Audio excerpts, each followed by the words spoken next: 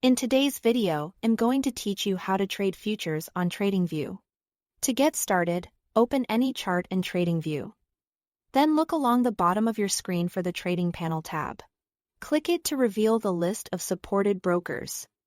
Choose your broker from the panel and log in using your secure credentials.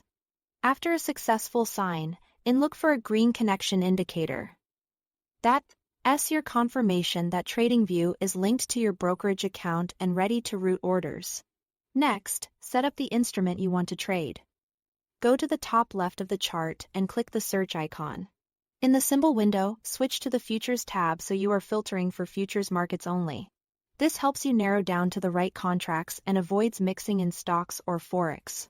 For live trading, select a specific futures contract rather than a continuous symbol. For example, if you want the S&P 500 September 2026 contract, you would choose something like ESU 2026. The letters define the contract and months, and the numbers indicate the year. Picking a specific contract is essential because only those are tradable for real orders, while continuous contracts are mainly for analysis. Once your symbol is set, open the order tools by clicking Trade on the chart.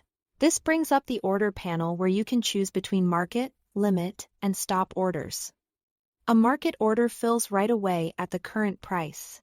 A limit order lets you set the price you are willing to pay or accept, ideal for getting a defined entry. A stop order becomes active only after price reaches your trigger, which is helpful for breakout entries or protective exits. Before placing anything, define your quantity by entering the number of contracts you want to trade. Remember that each futures contract has its own tick size and dollar value. So choose a size that fits your plan and risk tolerance. Now set up your risk management.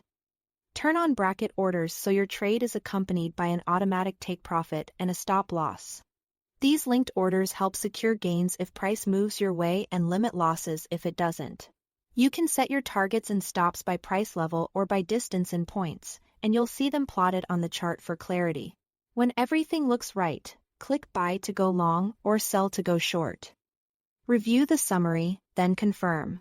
Your open position and working orders will appear on the chart and in the trading panel where you can adjust or close them as needed. Thanks for watching.